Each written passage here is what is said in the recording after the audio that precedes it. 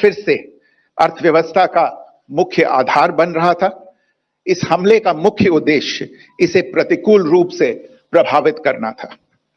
पिछले वर्ष आप सभी जानते हैं 2.25 करोड़ से अधिक पर्यटक कश्मीर आए थे।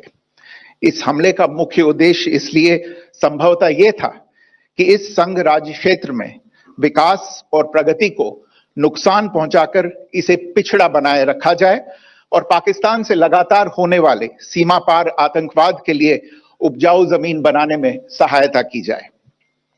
हमले का यह तरीका जम्मू और कश्मीर और शेष राष्ट्र दोनों में सांप्रदायिक दंगे भड़काने के उद्देश्य से भी प्रेरित था। इसका श्रेय सरकार और भारत के सभी नागरिकों को दिया जाना चाहिए कि इन प्रयासों को विफल कर दिया गया।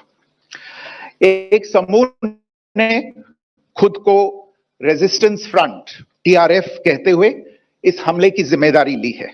यह समूह संयुक्त राष्ट्र द्वारा प्रतिबंधित पाकिस्तानी आतंकवादी समूह लश्कर ए तैयबा से जुड़ा हुआ है।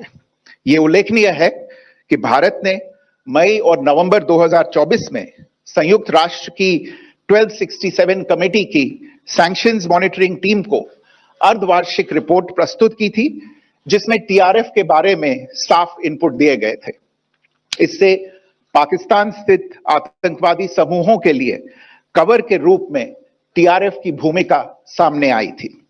इससे पहले भी दिसंबर 2023 में भारत ने इस टीम को लश्कर ए तैयबा और जैश ए मोहम्मद के बारे में सूचित किया था, जो टीआरएफ जैसे छोटे आतंकवादी समूहों के माध्यम से अपनी गतिविधियों को संचालित कर रहे हैं। इस संबंध में 25 अप्रैल को यूएन सिक्योरिटी काउंसिल प्रेस वक्तव्य में टीआरएफ के संदर्भ को हटाने के लिए पाकिस्तान के दबाव पर भी ध्यान दिया जाना चाहिए। पहलगाम आतंकवादी हमले की जांच से पाकिस्तान के साथ आतंकवादियों के संपर्क उजागर हुए हैं। रेजिस्टेंस फ्रंट द्वारा किए गए दावे और लश्कर ए तैयबा से ज्ञात सोशल मीडिया हैंडल द्वारा इसको रीपोस्ट किया जाना इसकी पुष्टि करता है। चश्मदीद गवाहों और विभिन्न जांच एजेंसियों को उपलब्ध अन्य सूचनाओं के आधार पर हमलावरों की पहचान भी हुई है। हमारी इंटेलिजेंस ने इस टीम के योजनाकारों और उनके समर्थकों की जानकारी जुटाई है। इस हमले की रूपरेखा भारत में सीमा पार आतंकवाद को अंजाम देने के पाकिस्तान के लंबे ट्रैक रिकॉर्ड से भी जुड़ी हुई है, जिसके लिखित और स्पष्ट दस्तावेज उपलब्ध हैं।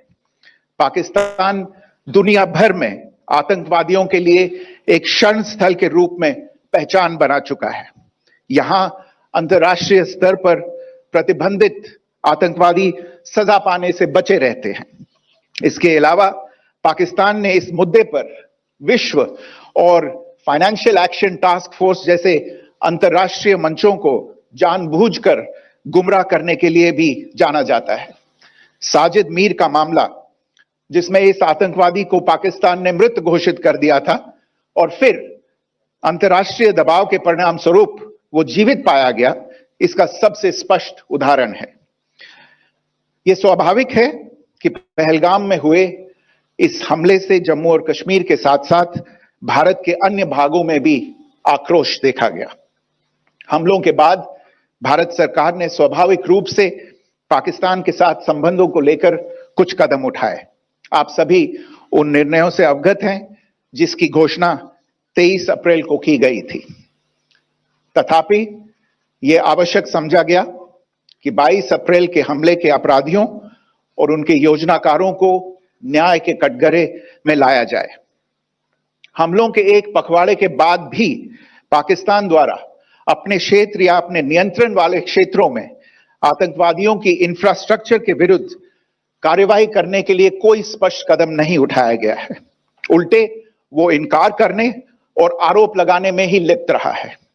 पाकिस्तान आधारित आतंकवादी मॉड्यूल्स पर हमारी खुफिया निगरानी ने संकेत दिया है कि भारत के विरुद्ध आगे भी हमले हो सकते हैं।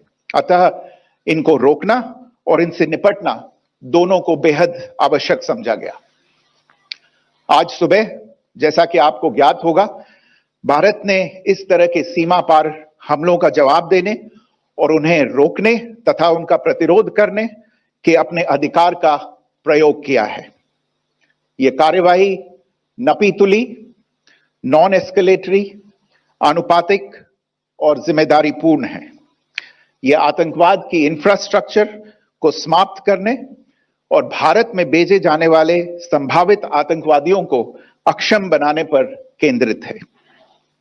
आपको यह भी स्मरण होगा कि 25 अप्रैल 2025 को संयुक्त राष्ट्र सुरक्षा परिषद ने पहलगाम आतंकवादी हमले पर एक प्रेस वक्तव्य जारी किया था, जिसमें आतंकवाद के इस निंदनीय कार्य के अपराधियों, आयोजकों, फाइनेंसरों और प्रायोजकों को जवाबदेह ठहराने और उन्हें न्याय के दायरे में लाने की आवश्यकता पर जोर दिया गया था।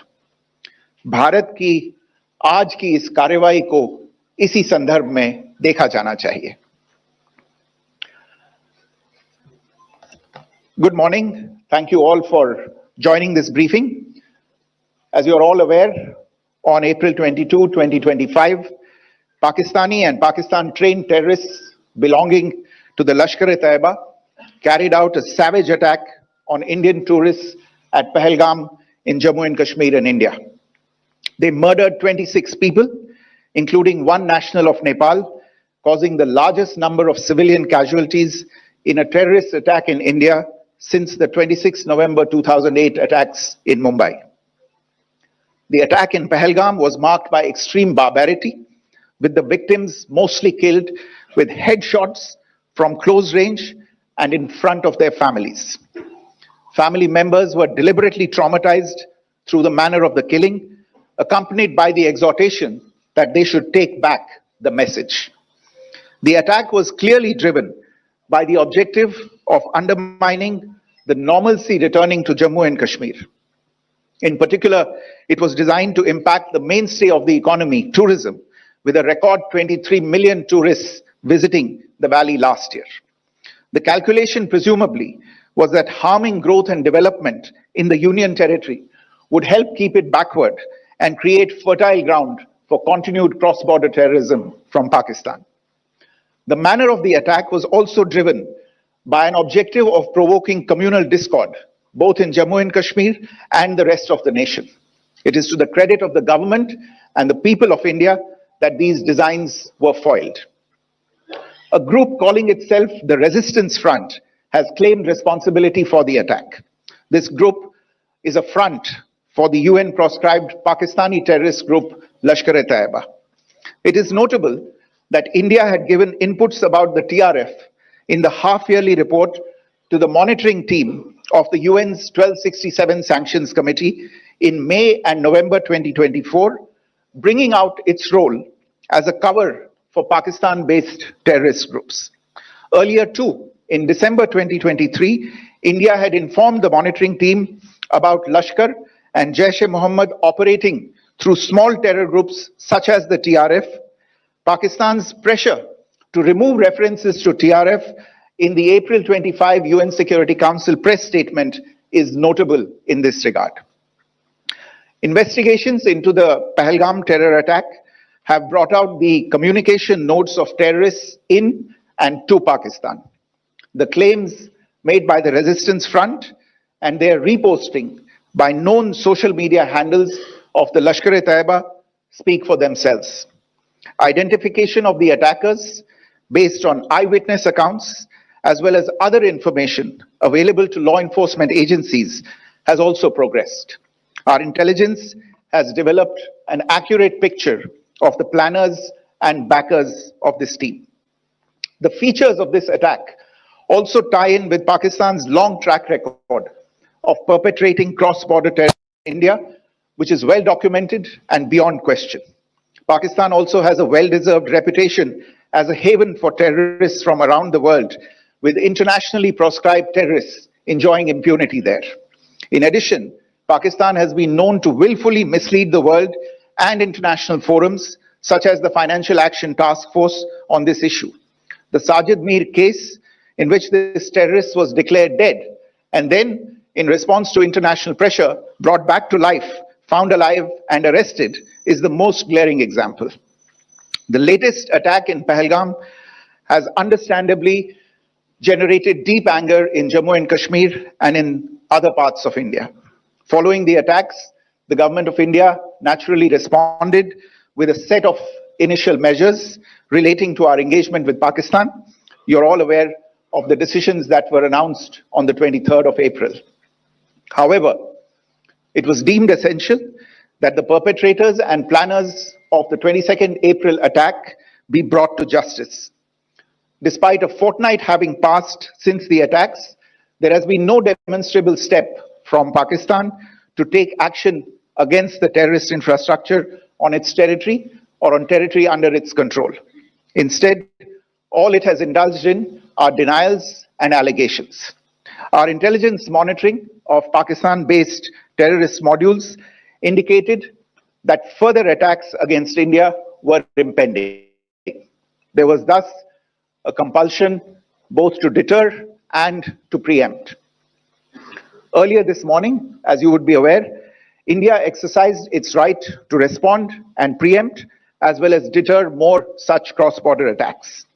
These actions were measured, non-escalatory, proportionate, and responsible. They focused on dismantling the terrorist infrastructure and disabling terrorists likely to be sent across to India.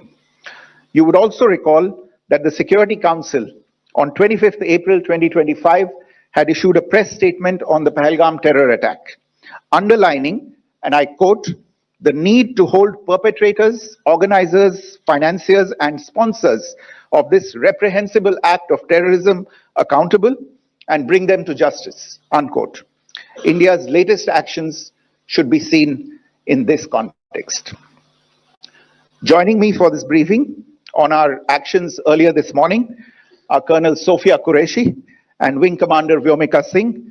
I will request them to share some details regarding Operation Sindoor with all of you.